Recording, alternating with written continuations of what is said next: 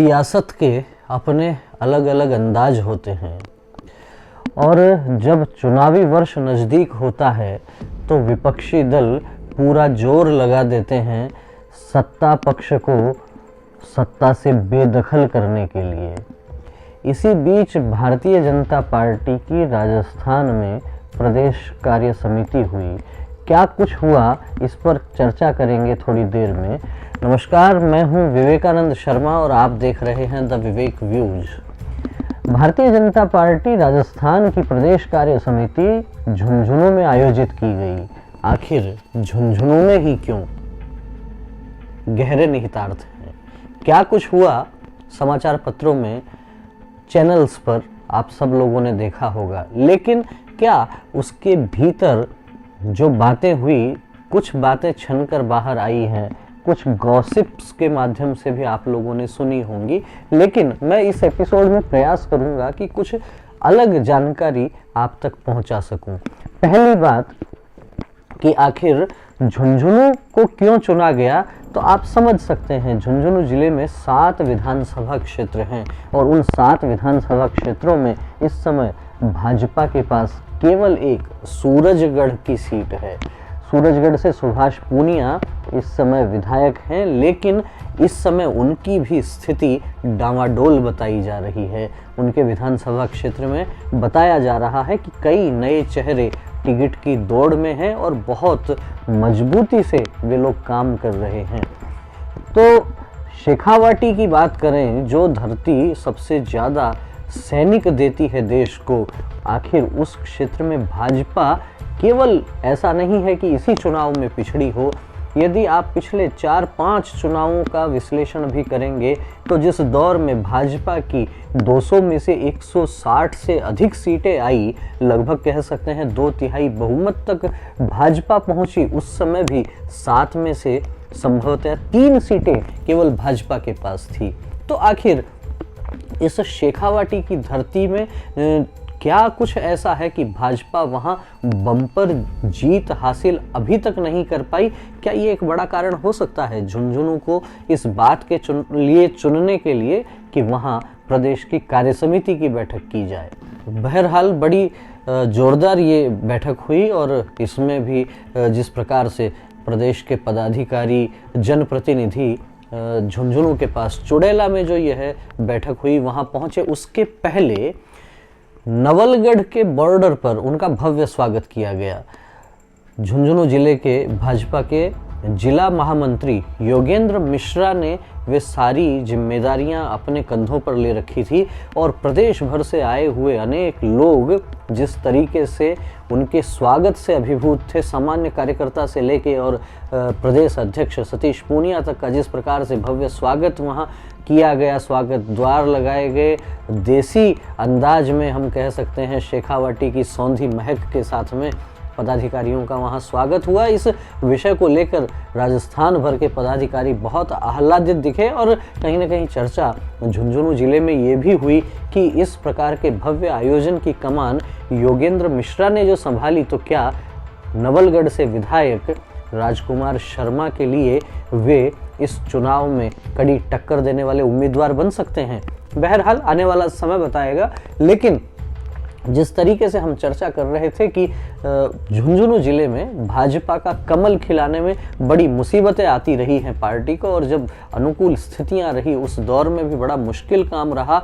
अनेक सीटें ऐसी हैं जिनकी हम चर्चा कर सकते हैं, मंडावा हो सकती है, जहां जिस प्रकार की स्थिति परिस्थिति रही हम सब जानते हैं। झुंझुनू जिले में जिस तरीके की राजनीति बाहर दिखती है वो कुछ अलग विषय है, लेकिन भीतर जिस तरीके की चीजें हैं, कई प्रदेश पदाधिकारियों से मेरी अनौपचारिक बातचीत हुई, उसमें से भी चीजें निकल कर आई इस प्रकार की कि वहां पार्टी का संगठन तंत्र कितना लचर है। सवाल प्रदेश संगठन महामंत्री चंद्रशेखर की कार्यशैली पर भी उठे। अनेक लोगों से जब चर्चा हुई तो ध्यान में आया कि एक बहुत अभिनव प्रयोग इस कार्यसमिति के साथ किया गया। जो प्रदेश के पदाधिकारी थे, कार्यसमिति के सदस्य थे, उन्हें एक एक मंडल की बैठक लेने के लिए भेजा गया और वे कार्यकर्ता उसी मंडल में उन्होंने रात्रि विश्राम किया। मंडल अध्यक्ष की योजना से जो बैठकें हुई उसमें जो फीडबैक वो लेकर गए अनेक कार्यकर्ताओं से। जब मेरा वहाँ मिलना हुआ 2 दिन 3 दिन, जब मेरी उनसे चर्चा हुई, उस चर्चा में से ये बातें निकल कर आई कि अनेक मंडल झुंझुनू जिले में आज भी ऐसे हैं जहाँ कोई तंत्र नहीं है, जहाँ कोई कार्यकारिणी नहीं है, और मंडल की कई स्थानों पर ऐसी बैठकें हुई जहाँ 60-70 लोग पहुँच गए, और जब उनमें पूछा गया कि वास्तव में मंडल के पदाधिकारी कितने हैं तो 5 भी हाथ खड़े नहीं हुए। ये जो तथ्य है ये बहुत महत्वपूर्ण है भाजपा के लिए। ये प्रश्न खड़े करता है झुंझुनू के जिलाध्यक्ष पवन मावंडिया की कार्यशैली पर भी, और साथ ही कुछ लोगों को तो ये भी चर्चा करते हुए सुना गया कि आखिर प्रदेश संगठन महामंत्री चंद्रशेखर जो हैं उनसे भी ये बात कैसे छिपी रह सकती है। तो सतीश पूनिया की ये पहल कही जाए या कहा जाए कि भाजपा केंद्र की ओर से ये निर्देश दिए गए कि जहां आप प्रदेश की कार्य समिति की बैठक कर रहे हैं वहां पर आपको मंडल तक जाके बूथ स्तर तक चर्चा करनी है। लेकिन झुंझुनू जिले में जब ये बैठक आयोजित हुई तो वास्तव में पार्टी की पोल सामने आ गई, और हो सकता है कि ये जो कमियां जो सामने आई हैं ये बातें सबके सामने बाहर नहीं आई हैं, पर निश्चित रूप से जिन लोगों ने बैठकें ली हैं वे आला कमान तक, प्रदेश अध्यक्ष तक, प्रदेश संगठन महामंत्री तक ये बात निश्चित रूप से पहुंचाएंगे, और शेखावाटी में कमल खिलाने का जो उद्देश्य उनका है आने वाला समय बताएगा कितना सफल हो पाते हैं। बहरहाल कार्य समिति की जो बैठक हुई उसमें राहुल गांधी की भारत जोड़ो यात्रा पर तंज कसा गया, और साथ ही जन आक्रोश रैली 200 विधानसभा क्षेत्रों में भाजपा करने जा रही है। ये तमाम तरह की बातें निकल कर आ रही हैं। किसके चेहरे पर चुनाव भाजपा लड़ेगी 2023 में राजस्थान का, सबने चुप्पी साध रखी है। लगता है वसुंधरा राजे को कहीं न कहीं इसमें अभी थोड़ा बैकफुट पर जाना पड़ेगा।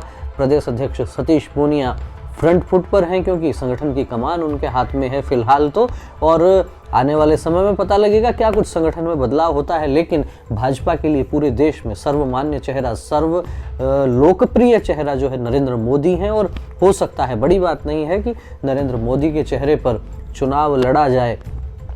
तो कहा जा सकता है कि स्थानीय नेताओं में जो गुटबाजी की बात जो देखने को मिलती है उससे भी हो सकता है पार पाई जा सके। बहरहाल झुंझुनू में जो कार्य समिति की बैठक आयोजित की गई, लबोलुआब ये है कि वहां पर संगठन की एक पड़ताल हो गई, संगठन का एक ऑपरेशन हो गया, और जिस तरीके से, जिस सहजता और सरलता से सैकड़ों कार्यकर्ता जब मंडल में गए, मंडल में जाकर वहाँ के बूथ के कार्यकर्ताओं की, वार्ड के कार्यकर्ताओं की, मंडल के कार्यकर्ताओं की जब शिकायतें उन्होंने सुनी हैं, जिस प्रकार की चीज़ें सामने निकल कर आ रही हैं कि कई स्थानों पर संगठन केवल कागजों में चल रहा है, तो निश्चित रूप से जो जिम्मेदार लोग हैं आने वाले दिनों में उनके लिए समय थोड़ा कठिन हो सकता है, क्योंकि अब उनकी क्लास लगने वाली है। अच्छा प्रयोग कहा जा सकता है राजनीति के रूप में कि अलग अलग स्थानों से लोग आते हैं, सामान्य कार्यकर्ता से चर्चा करते हैं, लेकिन अच्छा तब होगा जब उन कार्यकर्ताओं का जो फीडबैक है वो भी ठीक प्रकार से आगे पहुंचे। तो आने वाला समय बताएगा कि पूनिया के प्लान से क्या भाजपा शेखावाटी में कमल खिला पाएगी, क्या सतीश पूनिया की जो प्लानिंग है वो संगठन महामंत्री चंद्रशेखर की कार्यप्रणाली के साथ में मिलके, और क्या संगठन को मजबूत कर पाएंगे। बहरहाल आपका इस विश्लेषण को लेकर क्या कहना है कमेंट करके हमें अवश्य अवगत करवाइए। वीडियो अच्छा लगा हो तो लाइक कीजिए, और चैनल को यदि सब्सक्राइब नहीं किया है तो सब्सक्राइब कर लीजिए। फिर मिलेंगे जल्दी ही एक नए वीडियो के साथ, एक नए विषय के साथ। तब तक आप देखते रहिए द विवेक व्यूज। बहुत बहुत धन्यवाद। नमस्कार।